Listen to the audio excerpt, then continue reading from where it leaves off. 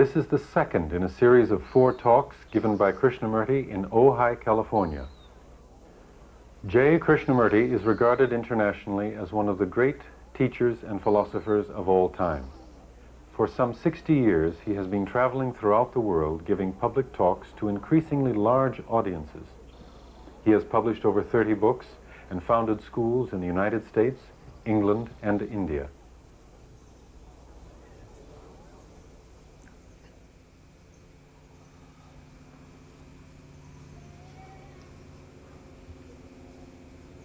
If one may remind you again, this is not a lecture. Lectures are meant to convey or give instructions, informations and guidance. So this is not a lecture. But we are going to take a journey together into an extensive field of the psyche, in the psychological realm, which, though there have been great many descriptions,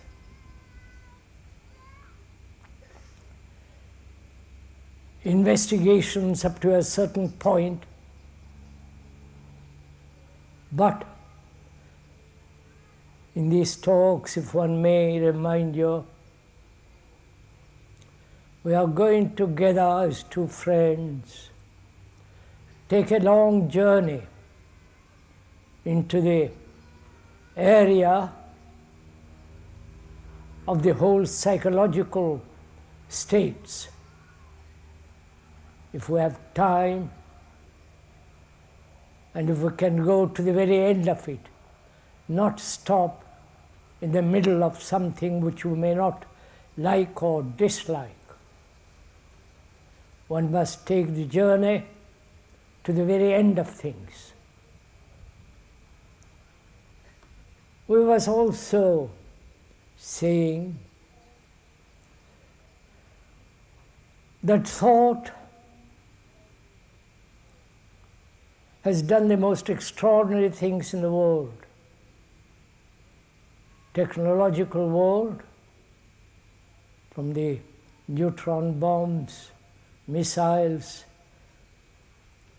the computers, and the whole area of communication, rapid travel and so on. Thought has been responsible for all that. For great surgery, medicine,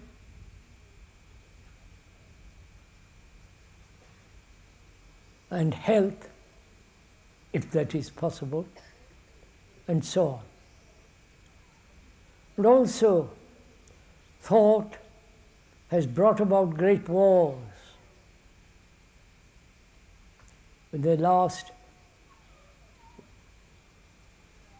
perhaps 100 years, we've had 2 terrible wars, which is also the result of thought, because thought has divided humanity geographically and nationally.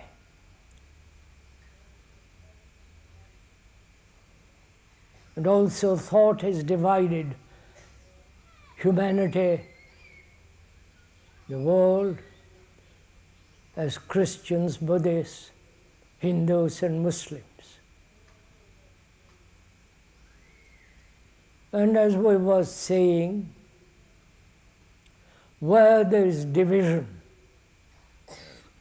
as American and Russian, European and South Africans and so on,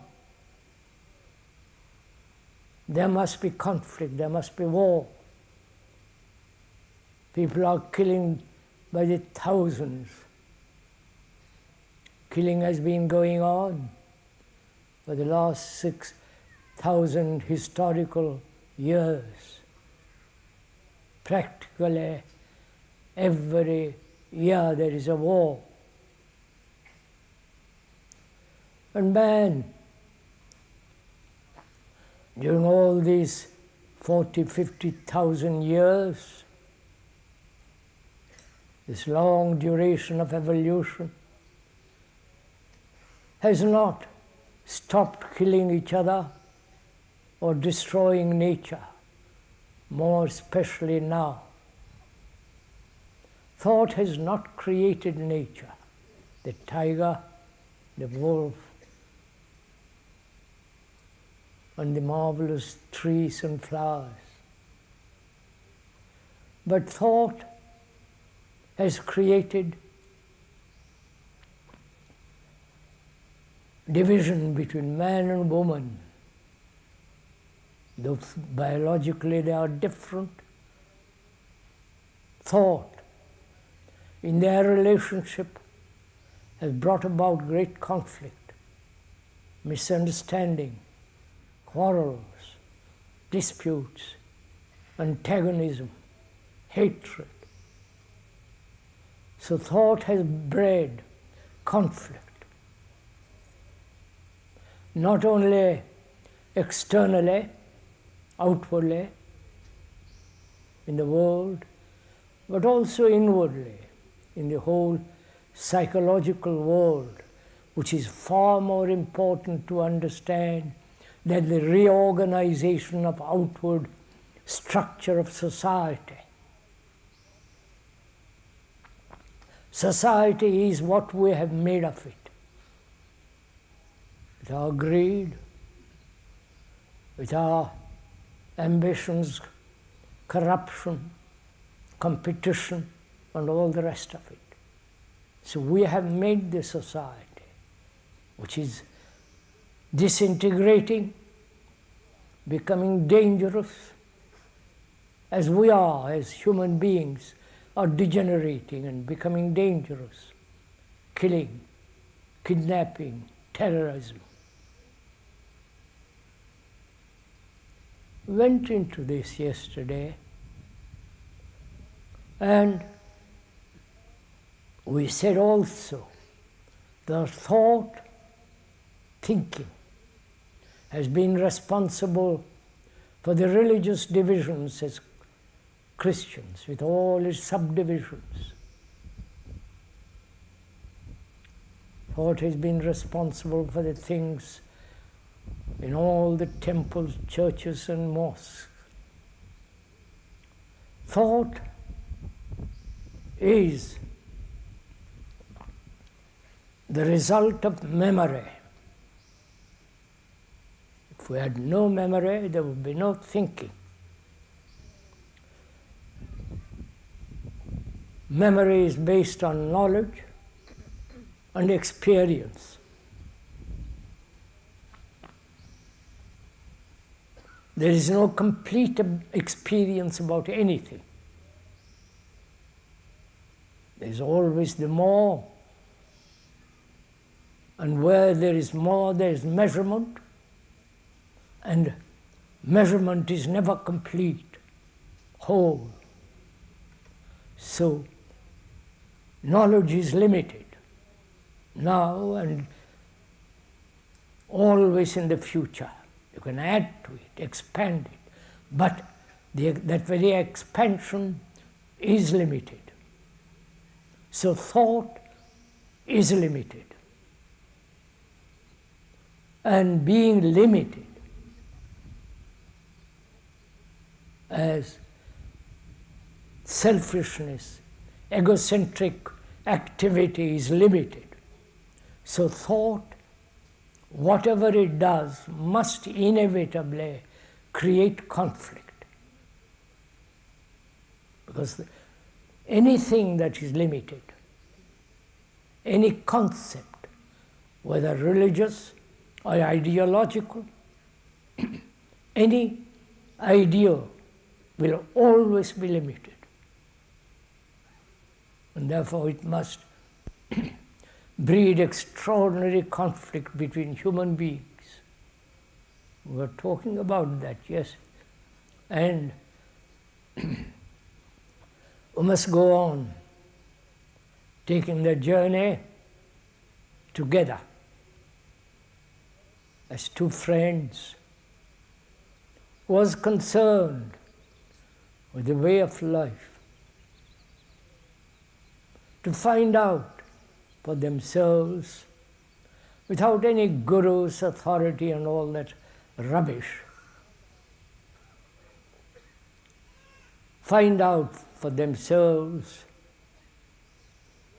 an art, a way of life which is our art, an art that will bring about in human beings a great deal of quietude, affection, and an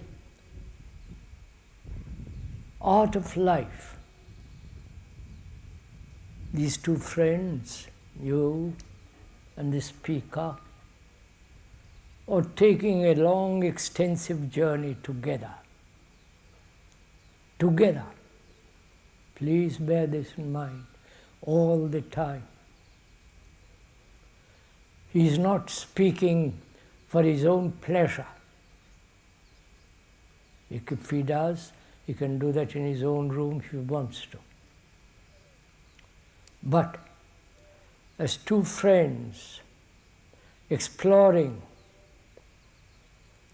hesitantly, without any bars, skeptically, doubting, questioning,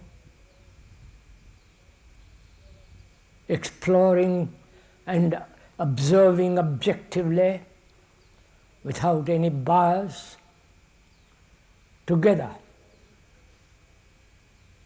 Because we are concerned with our own lives. And this inquiry into this psyche is not selfish activity. Does not encourage or expand self-centered, egotistic movement. On the contrary, both religiously and through education throughout the world, the egocentric activity has been emphasized. Christians believe in souls separate from the rest of humanity. So do the Hindus with their Atman and so on. And this great emphasis on individuality has brought about great harm, great competition, cruelty. So one must, you and the speaker are going to question all this, whether we are individuals at all, or we share the common humanity of sorrow, fear, pleasure, anxiety, depression,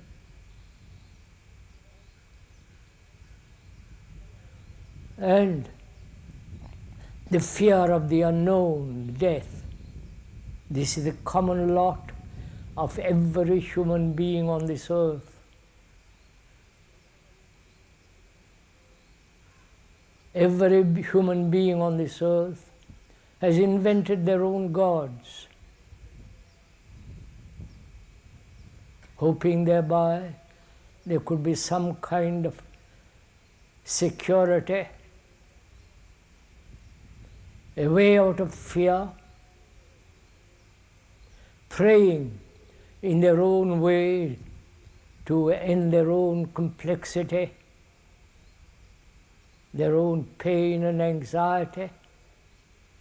This is shared by all human beings, not by you as an American or a Italian or Russian or English or an Indian, but is shared by every human being on this earth. You may intellectually, my friend, accept the logic of it. But what is logic, reason, is merely superficial too. But when one actually, in one's blood, in one's whole being, feels the truth of this, that our consciousness is shared by all humanity. You may believe in one kind of God or in one kind of Savior and so on, but that believing is shared by every human being, to believe in something. So, you are humanity. This is a great truth, this great something when one actually, in one's heart, in one's blood, in one's guts, realizes this, then we will think of the world totally in a different way. To kill another is to kill oneself. To hate another is to hate oneself, and so on. And as together you and the speaker are taking a journey, we ought to inquire into what is discipline and what is parapsychology.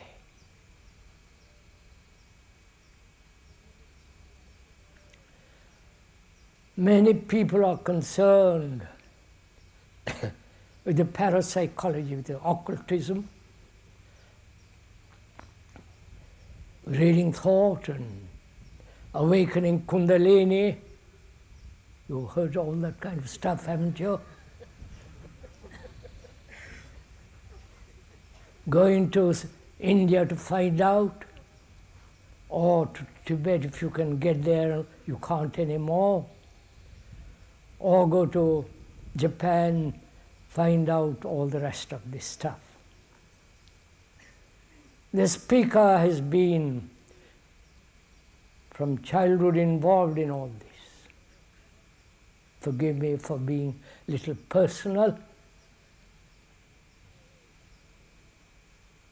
He knows a great deal or something for all that. But all these things are like a pleasant day or a lovely afternoon that pass away, and they have utterly no importance whatsoever.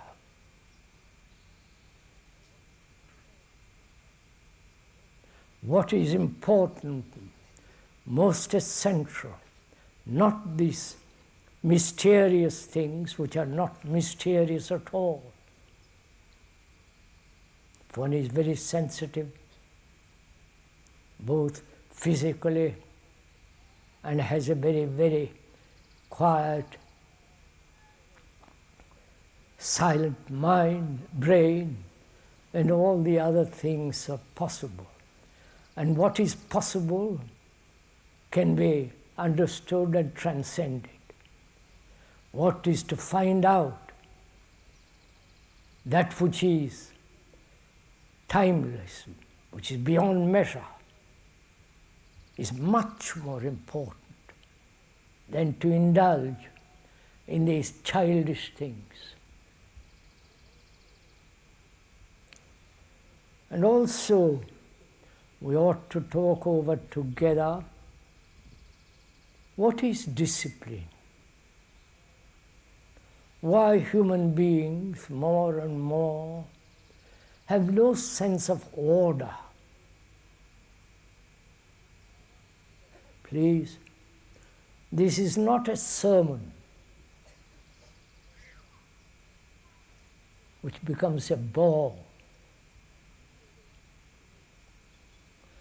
The speaker is not telling you what to do or what to think,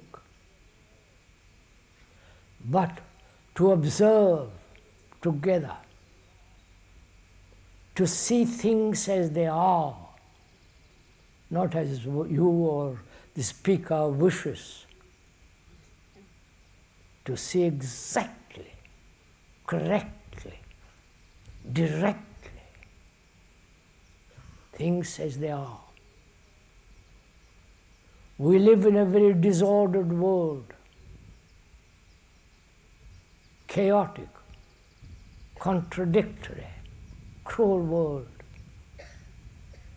And this has been the result of long 40,000 years of evolution. And we have come to this chaotic state. And in observing that, what is order? Is there any order at all? Or must man, human beings, live perpetually in disorder, not only externally, but also inwardly?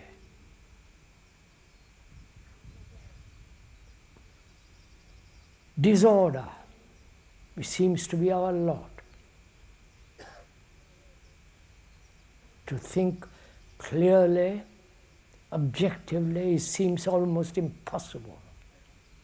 Because each one of us wants his own particular way, his own fulfillment, his own ambition, and so on. So, what is order, and what is the relationship of that to discipline? The word discipline etymologically means a disciple who learns. It comes from the word disciple. A disciple is one who is learning, not conforming, not repeating, not repeating slogans, but constantly learning. So what do we mean by learning?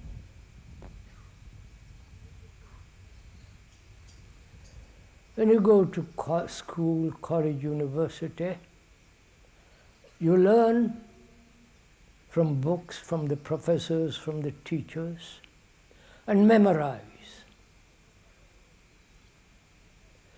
That memory is necessary up to a certain point to have a vocation, a job. Either one uses that memory skillfully or sloppily. So, learning, so far as we understand it generally, is to memorize. You read a book about mathematics or computers, what you like, what you will, and memorize from that act. So it becomes mechanical.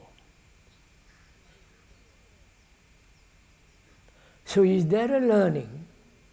Please inquire with the speaker. He's asking the friend who is walking along, taking the journey together. He's asking him what he's actually learning. Is it merely memory operating, accumulation of great deal of information, knowledge about various subjects which have their own discipline, their own way, and gradually the brain follows certain categories, certain grooves, and so those grooves and categories and specializations become a means of accumulating knowledge, memory, and operating from that memory. This is what we call learning.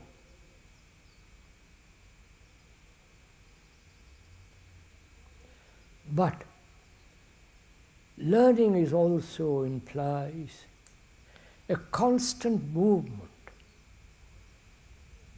a brain that is not only burdened with knowledge of mathematics, geography, history, or computer, and so on, but also the brain must be active, inquiring, questioning, doubting. And through this process, there is a never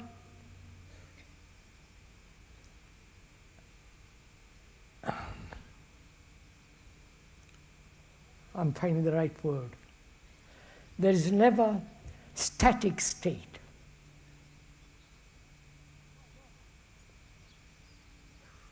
Knowledge becomes static when you have accumulated a great deal. It becomes repetitive, static. But learning is a movement. And therefore it's never static, it's living.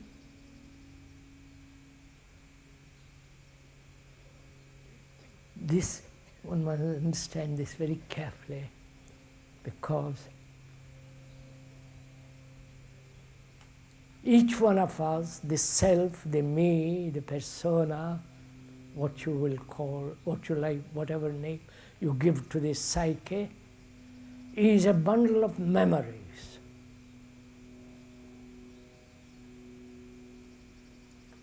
We may think we are great spiritual entities, gods, or all the rest of that business, but it's still memory. We are a bundle of memories. And to that memory we are adding all the time. But the essence of it is static. But whereas learning, not merely accumulating knowledge, but moving further away from knowledge, constantly, is the act of learning. That learning brings its own discipline, which is to order. Therefore, order is a living thing, not conformity, pattern, following a pattern, which doesn't mean that you change from day to day to day. That's what you're all doing, going after various fads. But learning implies tremendous observation.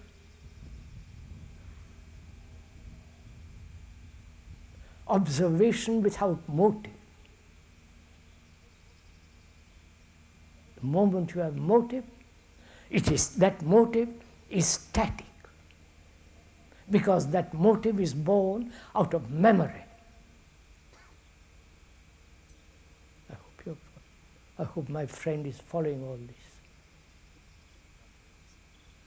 If not, he says, I don't understand what the devil you're talking about.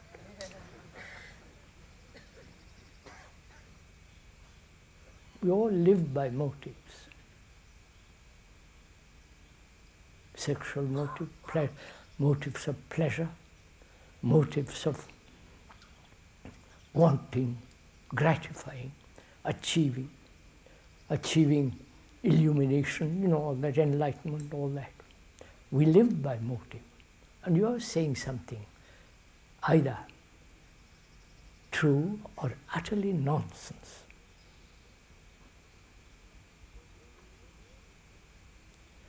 Where the word motive, the root meaning of that word is to move. To move not in a particular direction,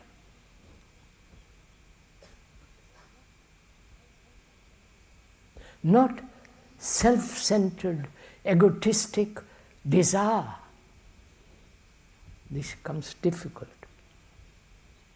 Because a motive implies, as we said, motive is born out of memory. Because I want something which I'm missing. Right?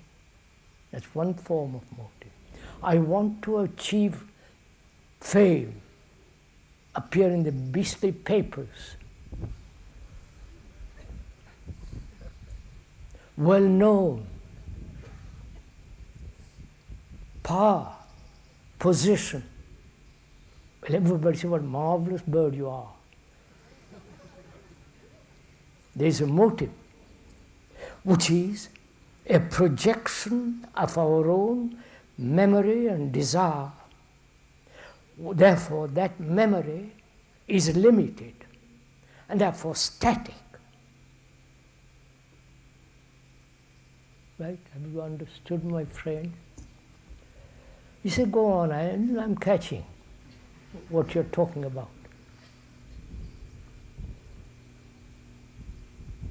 But it is possible, he asks, to live, and to live so that there is constantly learning till you reach a point when there is no learning at all.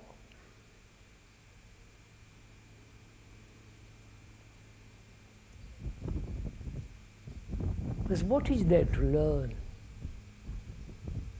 except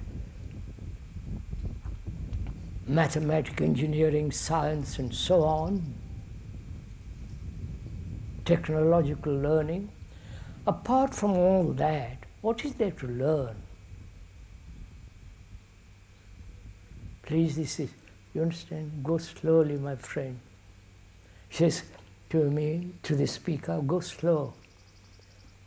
My brain doesn't work as rapidly as yourself. That's a form of flattery which the speaker is not falling to. So he says, explain a little more, because we are talking about order. This order can only be understood and lived, not merely intellectually understood, but lived in daily life. That order comes only when the static movement of the self as memory, with its motive, is no longer operating. Because the self is a bundle of memories. I'm telling the friend, if you watch yourself, you see you are a bundle of memories. And to those memories can be added a great deal, but it's still memory. And therefore it's limited. Therefore it's static.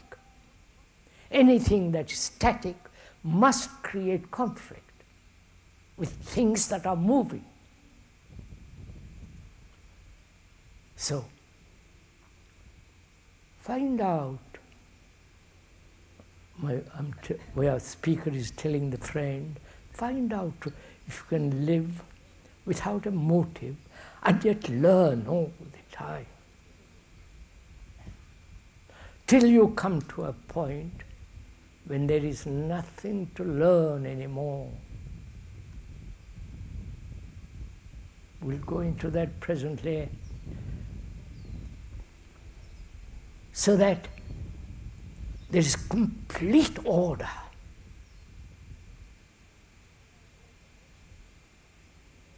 Order for most of us means conformity, repetition.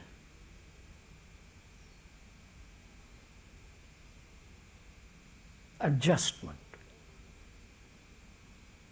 Always from a center, adjusting.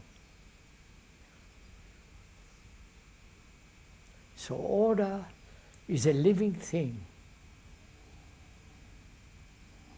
not a blueprint. And that order brings an extraordinary sense of stability. It gives great strength from which, as the earth from which trees, everything grows, this sense of great stability, strength, from which every other thing can flow. So my friend says, it all sounds marvelous, verbally, but I don't quite capture what you're talking about. I understand it vaguely, but perhaps I'll capture it one day. And the speaker says, you'll never capture it one day. Either you capture it now, and if you don't understand it now, you will never understand it tomorrow. Because the now is time.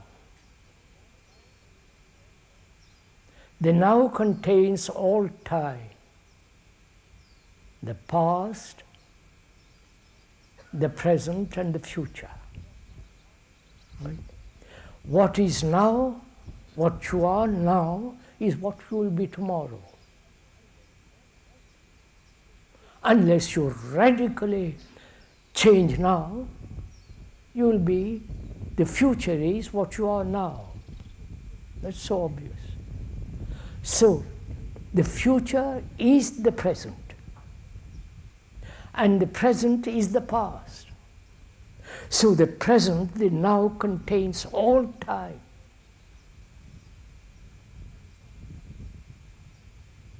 And my friend says, when he says, I will think about it and perhaps eventually get it, then he's merely postponing, not giving attention to the whole content of the now.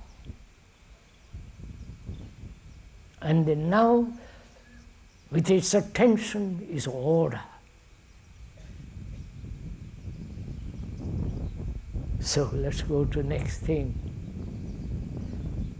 My friend asks, why is it that all my life I've sought pleasure? Pleasure seems to be the most important thing in one's life. What's wrong with pleasure?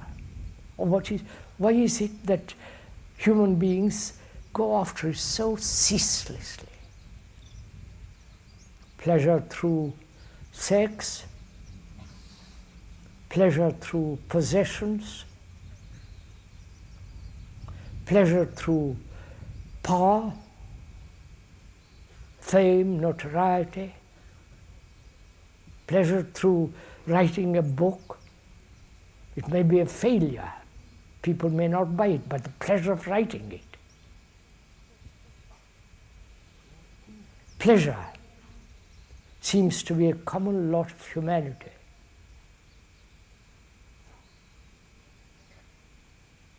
And why?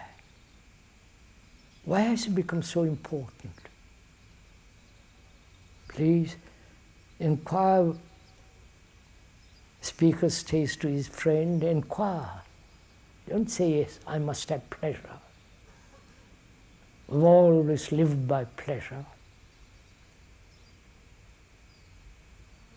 Fulfillment, gratification, achievement. There are different forms of pleasure. But why is it that we cling to it, that we perpetually are after it?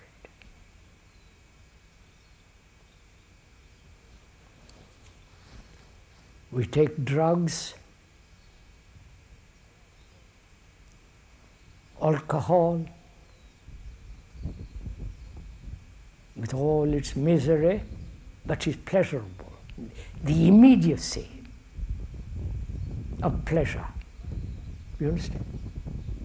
Not the postponement of pleasure.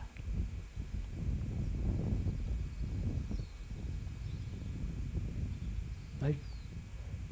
That is, where there is pleasure now at the second, there is no interference or interpretation of thought. Pleasure, at the second there is the pleasure, then a few seconds later thought creates the image of that pleasure, of that sensation, and then pursues that. Right, my friend, do you understand this? So thought again creates the image of that second, seeing the extraordinary beauty of a sunset, with all the golden light of an evening, the great beauty and the stillness of a sunset, with its green ray, which so rarely happens.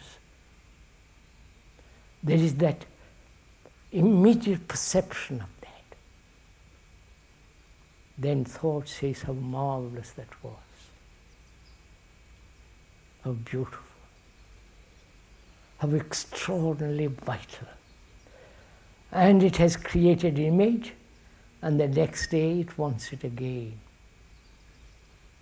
Right? So, the understanding of thought, the thinking process, becomes extraordinarily important. For fear is one of the factors of our life, like pleasure. Perhaps fear is a greater factor than pleasure. Fear of not having pleasure.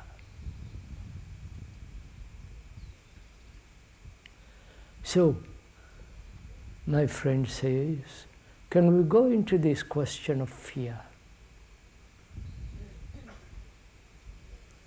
And also, in exploring, he says, can it ever end?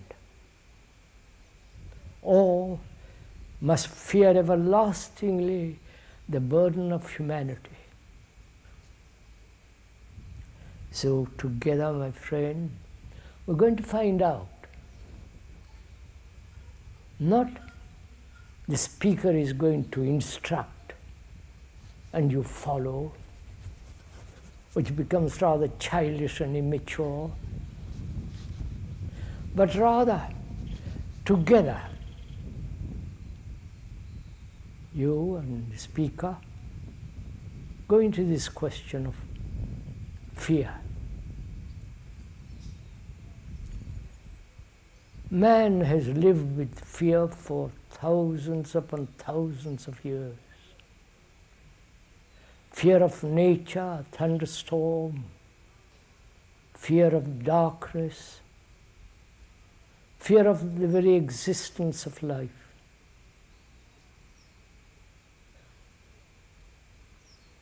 Fear of your neighbor, of one's wife or husband.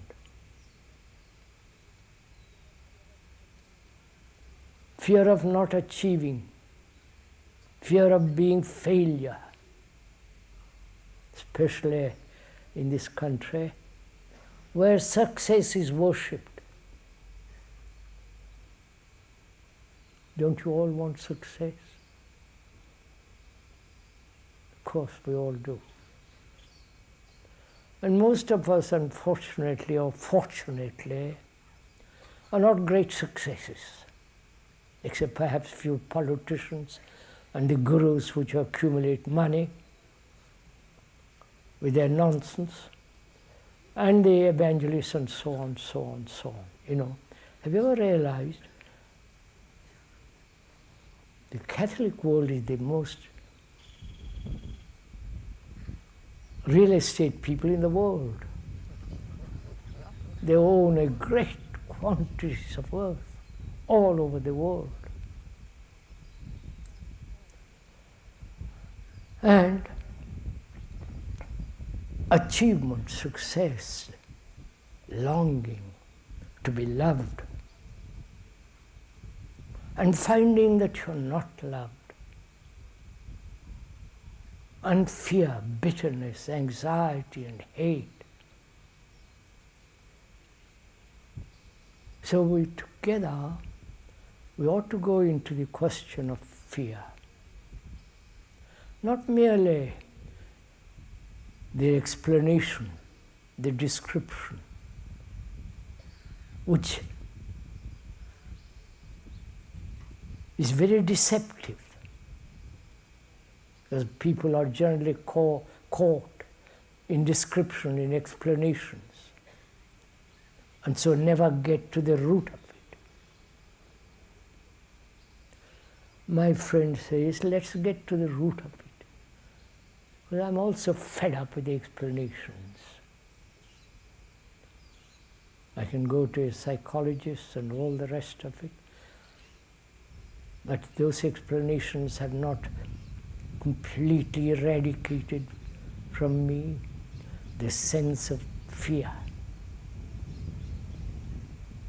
So unless we go into it very deeply, mere explanation has very little value.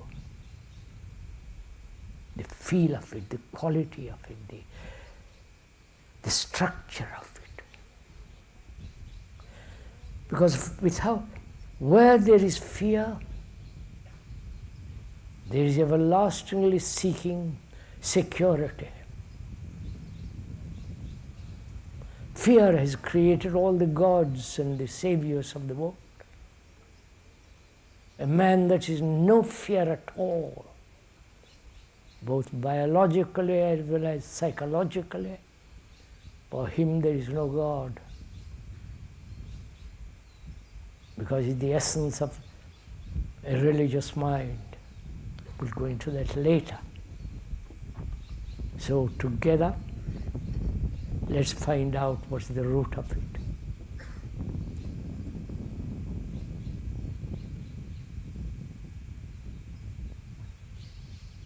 Will you find out, or will the speaker find out and tell you about it? Which means, is your brain, the speaker asking his friend, is your brain active enough, passionate enough, has energy to find out? Or you're merely verbally wanting something to find out. But if you have that intensity to find out, we'll go together into it. First of all, Time is a factor of fear. Time as yesterday, of which we know, because yesterday's memory is stored in the brain, and tomorrow is uncertain. Tomorrow may extend 1,000 tomorrows. But tomorrow is uncertain, therefore there is fear. I might lose. I might not gain. I might find myself lonely, desperate, anxious. So, time as a factor of fear is obvious.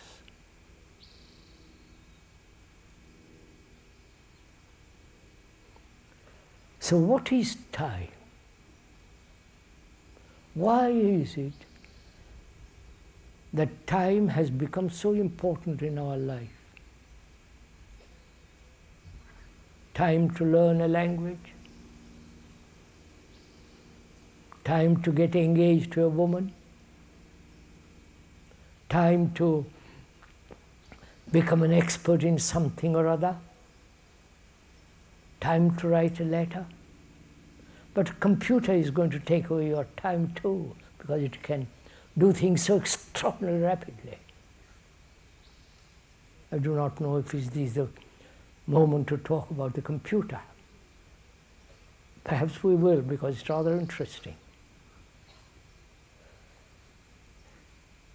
We've been talking to the experts about it, specialists who are producing computers. They can do almost everything that man can do, except perhaps be affectionate to another. You can compose, you can, etc. You know all about it, I won't go into it. It can build a car through a robot. There are some of them are doing various factories in Japan and Germany and here. And so the computer can be programmed, as we are programmed to be Christians, to be Hindus, to be Americans, to be specialists. We are programmed. Our brain functions on programs, which is memory. And the computer can do all this with extraordinary rapidity. The IBM lately discovered that chip, million memories in that one little chip. It can calculate, it can add, it can do extraordinary things, the computer.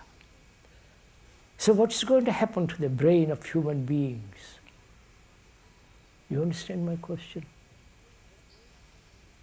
Our brains have been active in adding and subtracting. In a shop, in a supermarket, you have to add, work, you use your brain to add, but when you press a button and the computer does all the adding, you don't think at all. So what's going to happen to the brain that is becoming more and more or less and less active, which is becoming less and more mechanical, limited, when the computer can do almost everything? Either it degenerates very rapidly, as it is taking place now, of which most of us are totally unaware, or be everlastingly be entertained, which the entertainment industry is immensely strong. The entertainment industry is not only the cinema, the magazines and all that, but also the religious entertainment. Don't get upset about it. It's also part of entertainment because it's nothing to do with our daily living. So computer may bring about a withering state of the brain, and so the entertainment industry takes it over, which is happening now. Please be aware of it, for God's sake. Or you have the whole vast area of the psyche to investigate and live differently. These two possibilities are open to you. And inevitably, man being what he is, will choose entertainment.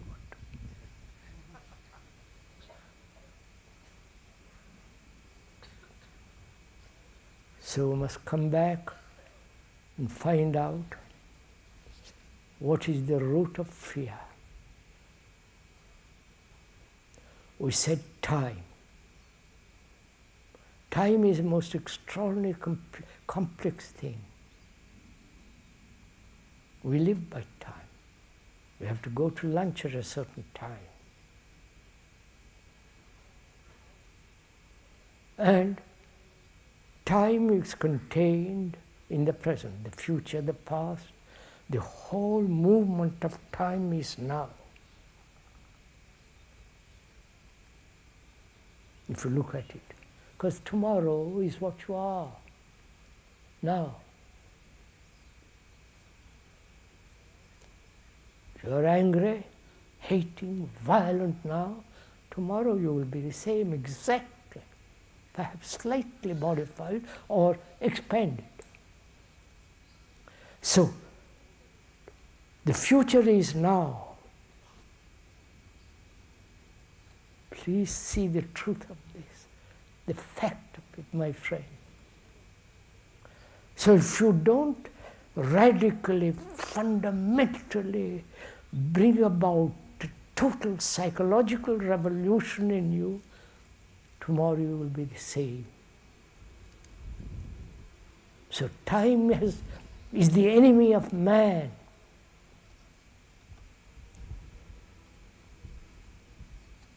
Please see it. So time is a factor of fear. I have a job, I might lose it. My wife can run away, leave me alone. Jealousy and all the rest will follow. So time is the basic root cause of fear. And time is also thought.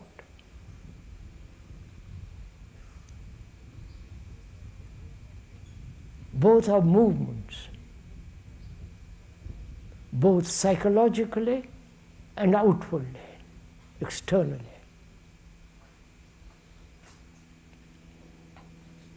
So time, thought are the root of fear.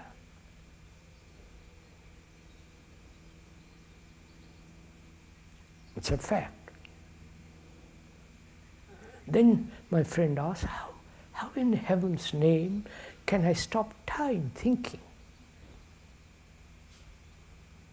How can I have to go to the office? That's time is necessary there. But time, you are saying to me, inwardly, psychologically, when you use time to become, to be, to drive, etc., that time is the enemy. Because tomorrow is what you are now. Therefore, unless you profoundly change, now, tomorrow is the enemy. So, fear, of which you are all well aware, every human being on this earth knows fear. The calamity of that. the sadness of that, and the brutality of fear. That's what's happening, the brutality of ideologies. Russian ideology and the democratic ideology. The sirs should know, look into it carefully. So time, thought are the root of fear. Have I, my friend asked, to stop this movement of time and thought? The speaker says then, that's a wrong question.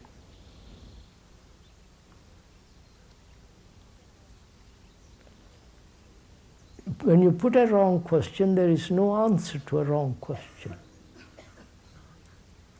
Put the right question, which is, do you see the fact,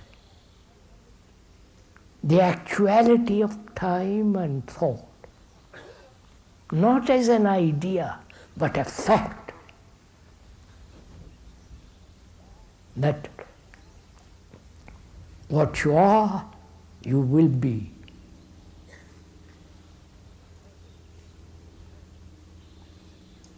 And if you see the fact, not the fact through an idea,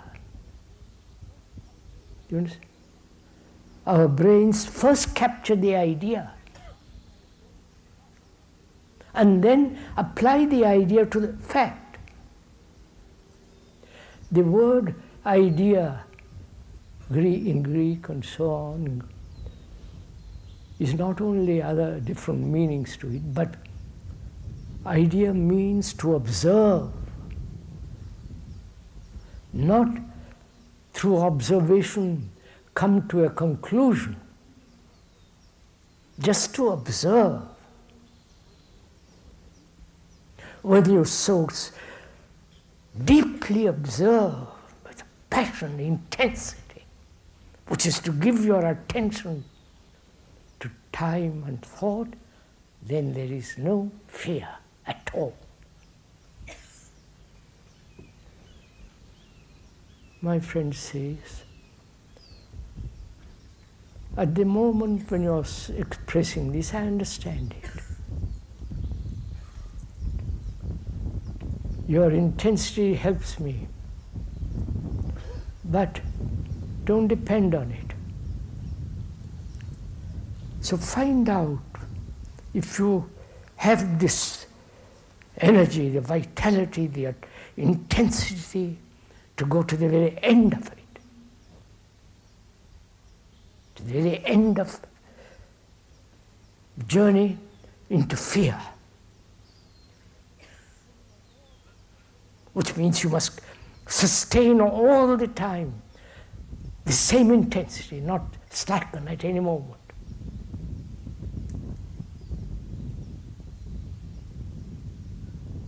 Go with the same intensity, the same movement till you come to the end of it. But most of us waste our energy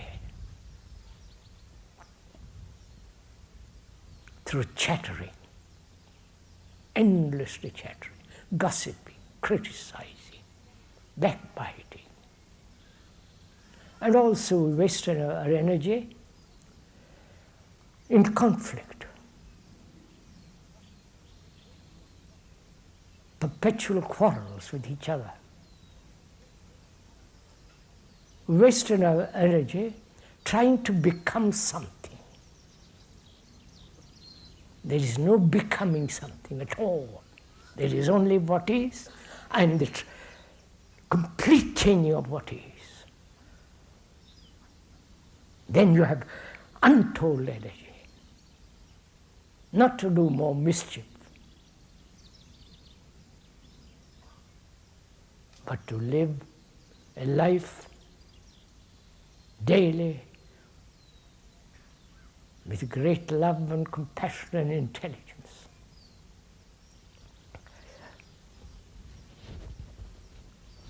So